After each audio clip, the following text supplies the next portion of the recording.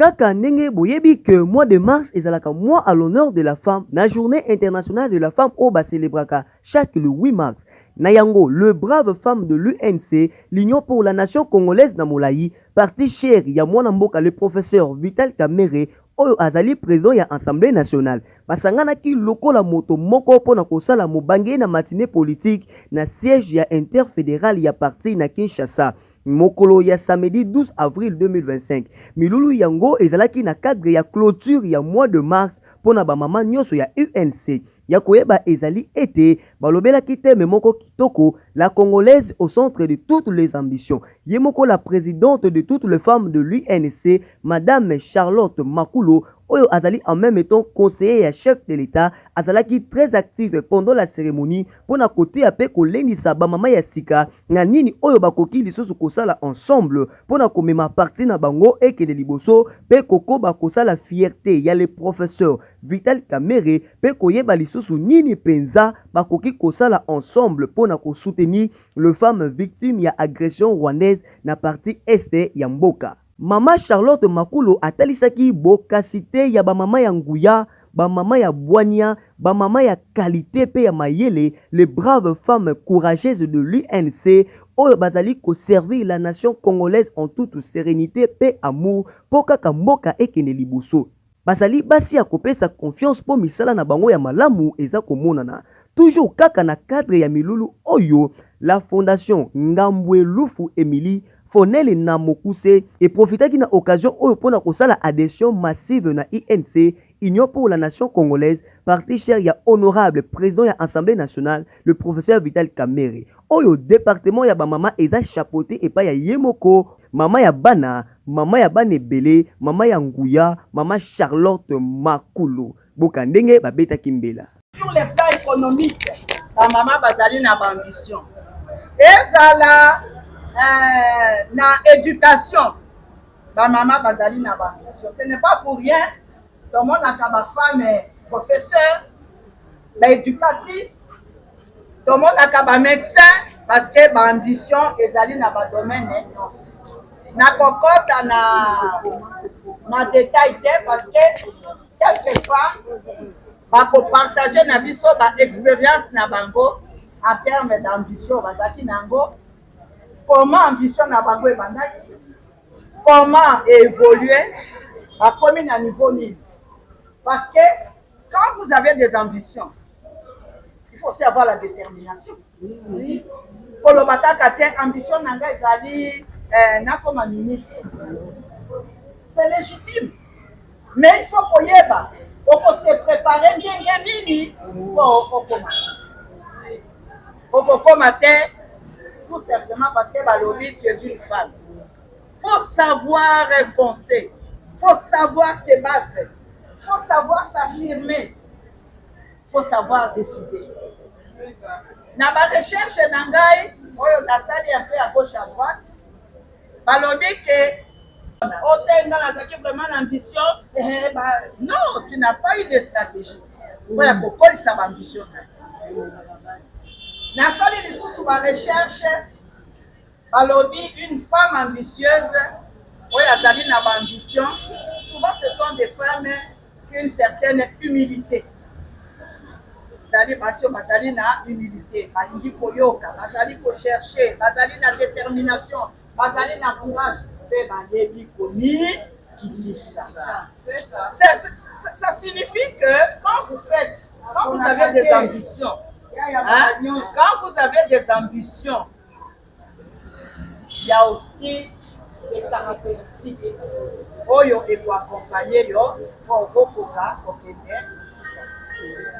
Alors cette année, la République démocratique du Congo et l'Obaki, il faut doter à moi si quand il a une ambition, Olingi kokota pe mosale à soda, c'est une ambition aussi. Et que tant qu'on compte na armée, ambition nanga ezali na se distinguer, na zala un militaire de bravoure, na comme un général, c'est une ambition légitime. Dans le domaine militaire. Donc c'est seulement pour dire que quand on a des ambitions, ce n'est pas limité seulement dans un domaine fixe. c'est dans tous les domaines. Moi, j'ai vu des femmes ingénieures avec des diplômes terribles. Mais lokola na kati na motema na ye azalaki na ambition politique a basculé. C'est-à-dire que de la technique où elle était ingénieure a basculé na domaine politique. Ce n'est pas interdit. Ezalaka interdit. C'est question ya koyeba ndenge nini okogérer ba ambition na yo. Alors ngai nakosuka wana nakozongisa micro yango mpe nayebi te soki nga nde nayebi komanipule te kolimbisa ngai na bakondition ya malamu. Tozali kopesa merci mingi na secrétaire général na biso ya parti monsieur Billy Kambale oyo azali kolemba kopesa biso koencadre biso na baconseil te, parce que ça aussi ça fait partie ya marche politique, être accompagné, être conseillé. Soki ozali koyoka te mama okende à gauche kozwa droite derrière, c'est très important. Alors nous remercions le secrétaire général pour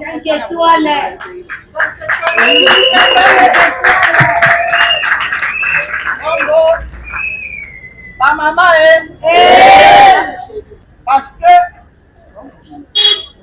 l'initiative oyo ya ko-créer parti oyo lelo ekomi patrimoine ya biso banso. Est-ce que azali ko mériter maboko te?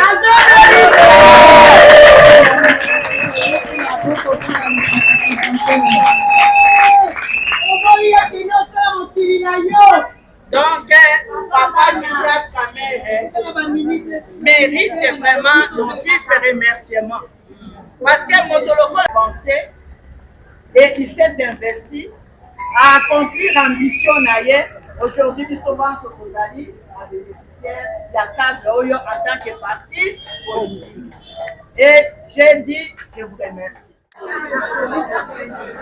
Avant toute chose, je tiens à remercier Maman Charlotte Makou, notre présidente nationale, qui a bien voulu inviter ma modeste personne à prendre la parole à l'occasion de cette matinée politique.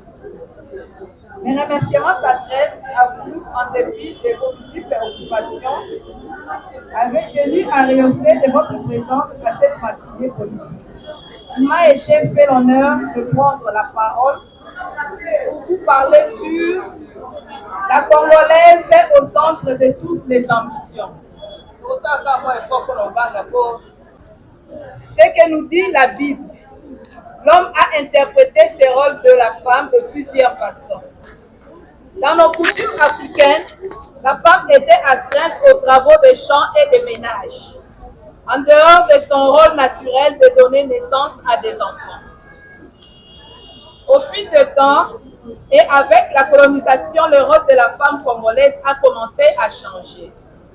La femme jusque-là soumise à l'homme a commencé à revendiquer ses droits à l'émergence. La femme aspire à l'honneur, à la gloire, à la distinction, à tout ce qui peut la valoriser. Exemple, nous avons des femmes ministres, députés, directeurs généraux, docteurs, général, colonel, ingénieur, pilote, etc. Rien n'échappe à la femme. Elle est partout dans tous les domaines de la société. La femme a cherché à devenir l'égale à l'homme. Plusieurs mouvements l'ont accompagnée dans cette recherche de sa valorisation. On a parlé de l'émancipation de la femme congolaise, de l'autonomisation de la femme et droits de la femme. La femme doit avoir l'accès à un emploi sans discrimination et recevoir un salaire égal à l'homme. Comme vous l'aurez constaté, si hier la femme était appelée à conquérir son indépendance, tel n'est plus le cas aujourd'hui, où la situation a beaucoup évolué. Même la Constitution reconnaît l'égalité de la femme par rapport à l'homme. Aujourd'hui, la femme a beaucoup d'opportunités. En définitive, la femme doit être traitée de manière égale aux hommes devant la loi et dans la société. Je dis et je vous remercie.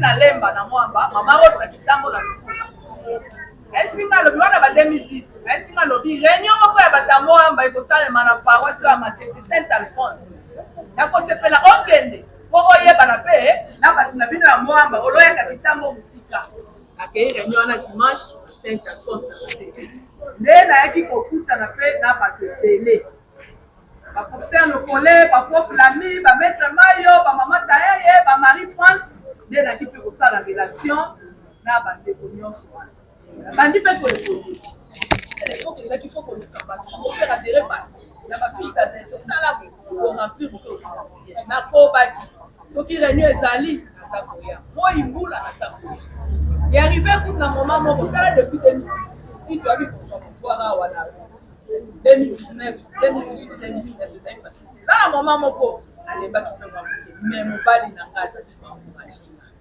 moko kozwa transport apesi naye kaka koya mwana papa atuka umela soutenir mama na biso moko toza kokende na cour de cassation kuna butu po akolongola motuka naye kozwa atuka azaki koencourage nga malgré mo emona ebaki baza koencourage kendaka kaka na bandi comme sectionnaire na parti oyo sectionnaire azali mutu oyo aza kogere quartier sectionnaire naza kogere quartier mpo na yango nalemba échangeur na kanrichi wana nza résurrection nazo gere quartier wana échangeur sectionnaire naye kolonga sectionnaire naye kokoma trésorière ya fédération na biso ya lemba efolie wana tozali na wana Marie France ayei kokende oyo toyo kokoma na Kishi maître Kishi j'ai kokende toyo kokoma na fédéral chef après excellence Mayo ayei kokoma interfédéral wana tozala na siège oyo naza trésorière na fédération mpe azwaki nga naza travaille na ye comme secrétaire okomi mpe koya awa et à l'époque nayebisa bino ezalaki facilité batielaki biso fulu moko na nsima awa solo tokomaki kobela na kobela ezalaki facilité mais toza kaka kopersévérer na opposition marche tozokende meeting toza kaka kopersévérer papa atikaki nga te azalaki kaka kosoutenir na mama kendaka kaka un jour ekofutaka na ndenge azalaki kozwa pouvoir na 2000 oyo azalaki chef nga avant nanu tokende na cabinet tomonaki secrétaire général akomai CG toye kolongwa wana aye kokoma ministre akomi ministre mpo atikali biso te papa na moko mosusu mpe ata kozala na akomi ministre mpo bakisa bino papa atikali biso kati bato oyo na susu na bango ayotika bango te toye komata namoni collègue moko odire juka kozalaki koekimaso mpe na toye komata na papa yaki kopesa papa esengo sheri na ngai kopesa esengo omoni olembaki ozali kolemba omoni siko ye nse kokomisa biso ngebunge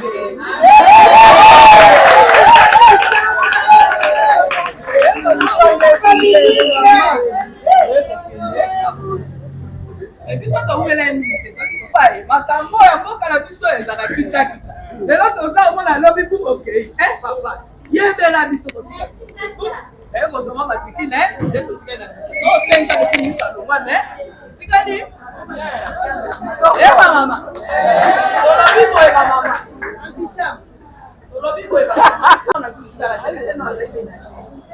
nazalaki lisansie lisansie na ngai wana nazalaki bof nazoteka yau nazoteka makala naoteka naokela yango soni nakokanga makala na ngai bien bien oyo alingaka kosimanga toujours lokola portefeuille mama boboto bamama nakozala molai te nakoyebisa bino ndenge nini nakotaki na parti basalaki conférence moko na Bukavu sur la marche des femmes à l'an 2000 kuna mikakatano ezalaki oyo balongoli président caméra na parlement au bout. Tobandi kosolola ba maman. Mais pourquoi ça à ta partie? Hein? Comment ça va à ta partie madame? Namoni susu mama bashu, mama ayebiye, kuna na Bukavu. Le na zui avion na ye kozonga. Atindelinga email alobi me oyebi ke président Kamera asali parti kombo nango UNC. Sala tu apesi nga na numéro ya téléphone oluka ye. Mokolo yango nayaki mbula ezali kobeta. Nabombani kutu ana eside po biro yango ezalaki na ngambo. Natelemi wana na veranda. Biro oyo mama Nancy aza koloba na ngambo ezalaki nanu. Finalement namoni président baleki na Mali. Na président Mali. Nde nakei namonani ayambi ngai. Po natangisaki ye na université président. Toyebi yango mama mokonzo tangisa ye. Donc alobi mama nasepeli vraiment ndenge nakoloba mingi te. Ezalaki toza koprepare discours moko ya opposition po toloba contre le président Kabila. Alors mama babando wa Odette yende azalaki conférencière. Bon balobi il faut que mwasi azala modératrice. Mama asali conférence wana ba intervenant ba poser ba question aza kosala modératrice. L'air makambo wana esili toye kokuta na mbala mibale président alobi te acte wana bosalaki eza monene tokopte bino comme ba membre fondateur ya parti. Ndenge wana nakomaki membre fondateur na kati ya UNC. Bongo balobi mama Odette akomi secrétaire général adjoint. Récompense ngai batinga vice-présidente nationale ya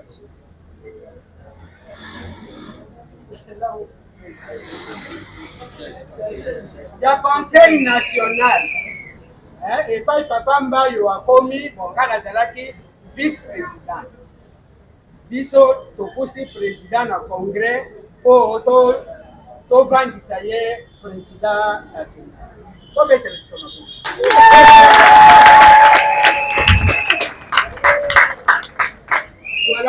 Voilà moi d'adhésion wana. Tokosala ngo ebele nazopesa bamama bakabola baluka bamembre ebele tokotisaki na kati. Bazomona za mama moko azali awa te azobomba. Aza parmi bamama oza kokabola bapapie wana. Tozalaki na opposition, tozalaki na moko. Mutu moko mpe akopesa yo eloko aza te. Ndenge wana sima obudu eye kokota moke lere Kangudi akomaki ministre na budget.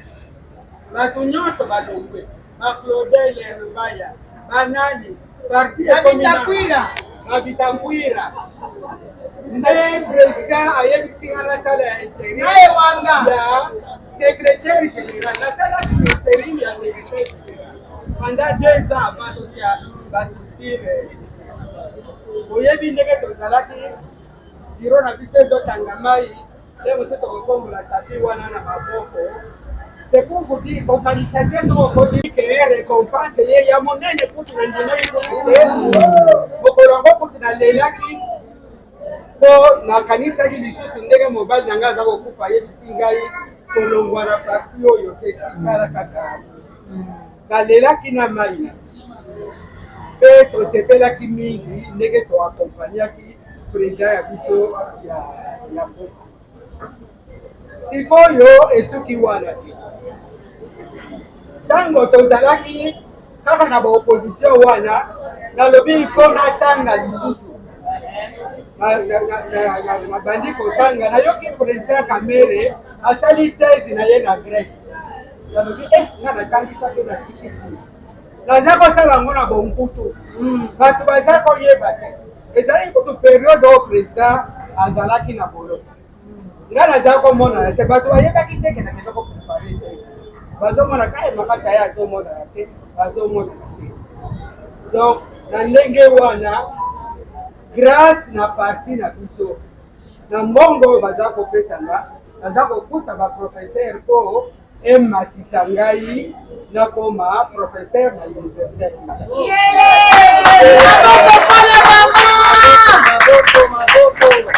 nazali te reconnaissant un certain moment boyambi na nga elingaki ekweya na mai mpo na nini mpo nakotisaki papier na nga bafuta nga mbongo bakamaki nga profeser pendant 2 ans mabengi alingi kofuta nga te natamboli nani ministre Sangara akopesa ye boji mesana Sangara boji akopesa ye benstruction po afuta nga alingi kofuta nga te te nalobi alors mosala nini mbongo na ngai kokwea na nga te nakomi lettre nalobi président akobenga nga po tosolola. Donc voilà un peu circonstance elekaki mais tozali kaka bana ya libota tokoluka libota na biso ekende liboso tosala bandobo ya koloba bato po parti na biso ekende boboto. Ainsi, dans le même cadre de la célébration des droits de la femme qui s'intitule La Congolaise au centre de toutes les ambitions, nous, la Fondation Ngambwelouf Émilie, nous vous remercions aussi de rehausser de votre présence pour vous présenter l'adhésion massive et la remise de cartes de nouveaux adhérents dans notre cher parti. Dans notre cher parti en provenance de la Fondation Fonel.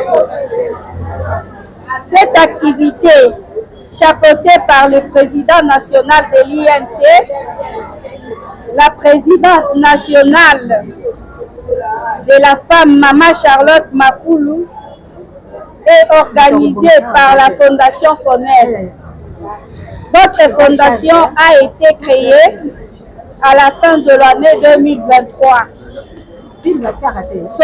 Son objectif est de devenir en aide aux personnes démunies, veuves et orphelins. Raison pour lesquelles nous avons demandé d'adhérer massivement dans notre cher parti INC. Pourquoi nous avons choisi seulement le parti du cher président Vital Kamerhe?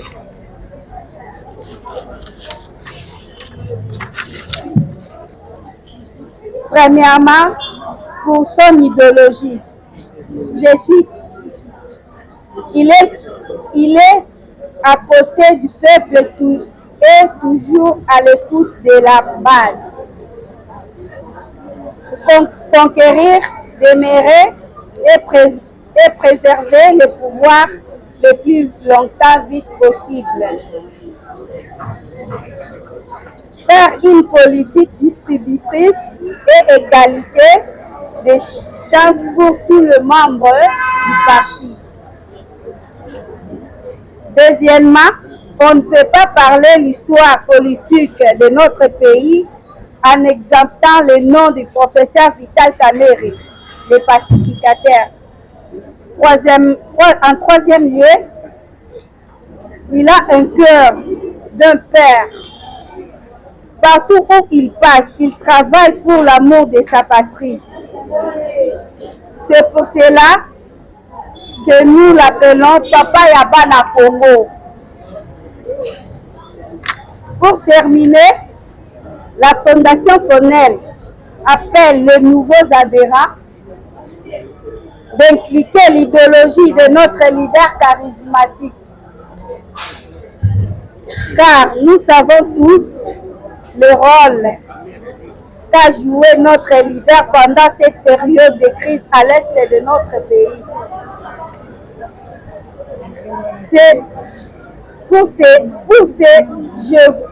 Je vous demande d'observer une minute de silence pour nos compatriotes qui sont tombés à l'est de notre pays. Je donne la charge à notre chère maman, présidente, maman Charlotte Makoulou, de voir comment il va faire pour distribuer les cartes aux nouveaux adhérents à notre parti. Je vous remercie.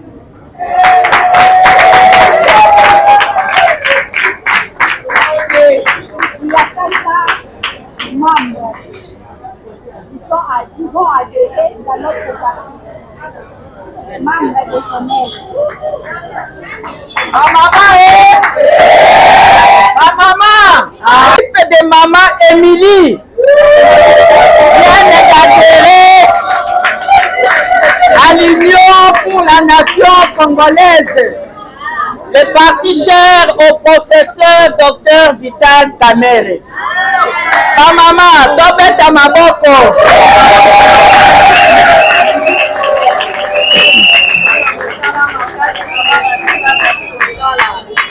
Oyo ezali kolakisa bokasite ya biso ba mama.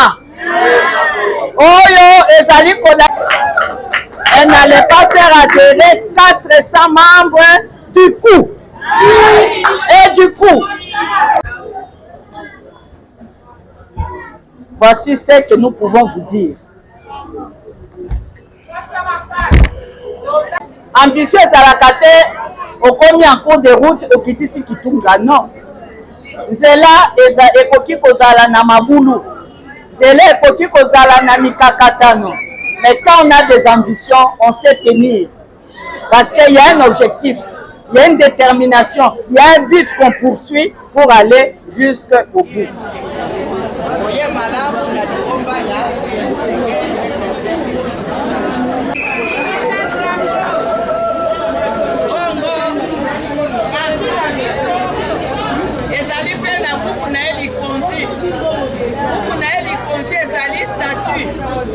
Tango koti na UNC, il faut koyeba pe statut ya parti.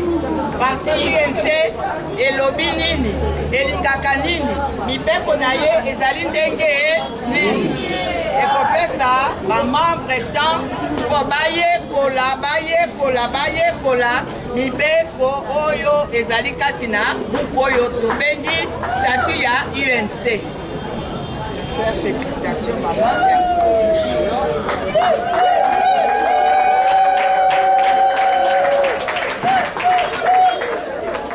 Bongo tozalaka ntango oyo tokanaka en tant que ba mama ezaka terrible.